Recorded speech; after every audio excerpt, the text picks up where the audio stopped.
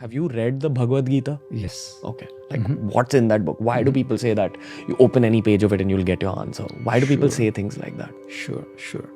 I think the first thing to know is let's remove the religion aspect from the Bhagavad Gita totally. Bhagavad Gita is not a religious book. It is a book which gives you the way to live. Right?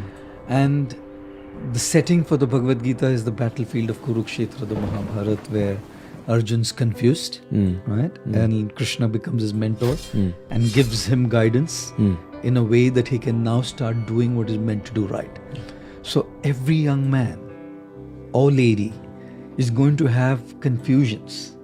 Every young person is going to have those dilemmas, to do or not to do, to be or not to be. That's exactly how the Gita begins. It begins with confusion. It begins with dilemmas. It begins with a lack of meaning. Right? And then Krishna kind of guides Arjun through and empowers Arjun to make his own choices. Krishna only acts as a facilitator, right? And empowers Arjuna to understand that he is way too more powerful than the people he's going to face in the battle. Every young man and lady needs to understand that they are way more powerful than what they are going through at the moment. Their confusions are smaller than them. Their challenges are smaller than them. Their problems are smaller than them. Their heartbreaks, as painful as they are, but are still smaller than them, and they have the capacity to overcome those pains that they're going through.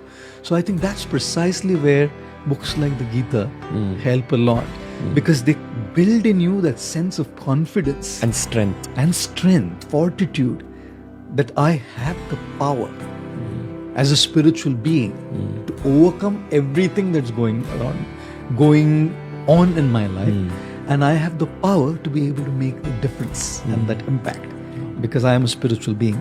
Can you reference like 3 big lessons from the Bhagavad Gita that stayed with you specifically? Yes. One of the lessons that stayed with me from the Gita is a particular text from the 2nd chapter of the Gita, which talks about the summer and the winter season, right?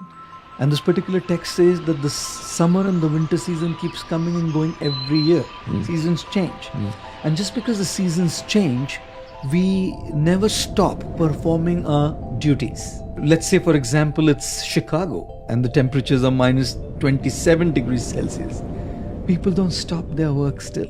Let's say it's Delhi, it's 43 degrees Celsius. People are still on and going on with their regular life with a few adjustments here and there, obviously. So this text of the Gita, chapter 2, tells us that we have to learn to tolerate the ups and downs and not be distracted from what our main purpose is. Like when we talk about tolerating failures and pains, we can understand. But we also have to learn to tolerate our success and the good times, because both distract us. You know, usually we only look at the negatives as distractions, but even the positives distract us from what we are meant to be doing. But that's something that really kind of stayed with me. The second thing that I really kind of resonate with in the Gita is a verse from the 6th chapter, which talks about the mind being a friend or an enemy to you. It depends on how you deal with the mind. Okay. Right? If you befriend your mind, the mind will become your friend and will empower you to do what you want to do.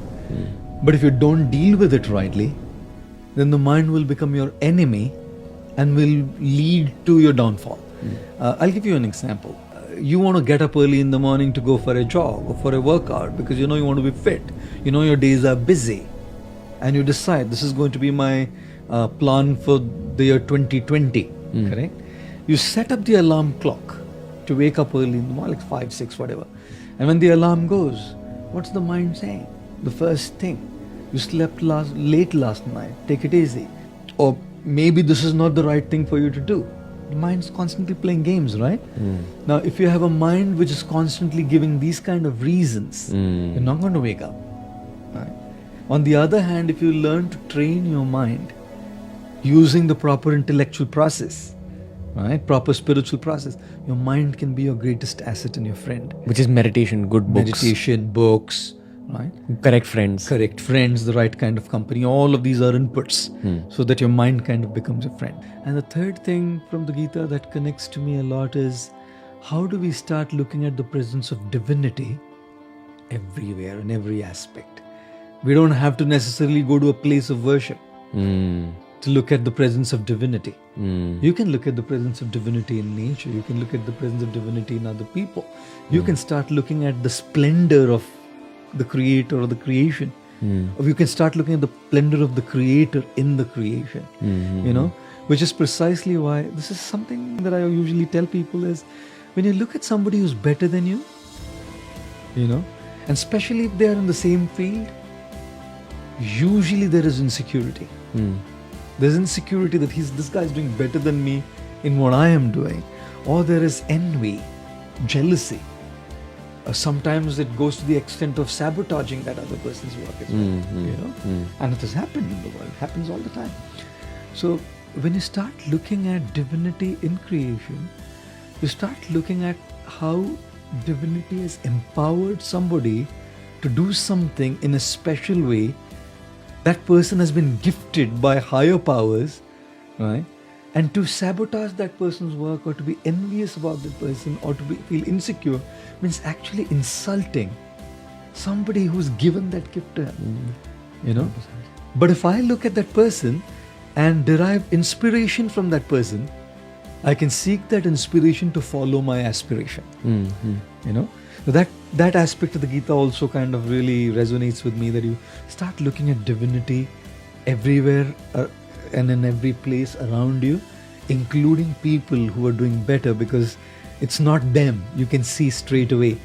Very often I see people who do remarkable stuff, and they usually, when they speak, they say it's they doing it, and of course they're doing it. No doubt that there's a part that they're doing. But you can tell that there's something beyond them that's kind of making them do it. Whether it's acting, speaking, singing, something. There's an element which is not necessarily effort, not their effort. You know? X factor. X factor. And when you start appreciating that X factor as divinity, oh, that's something that really kind of connects to me as well.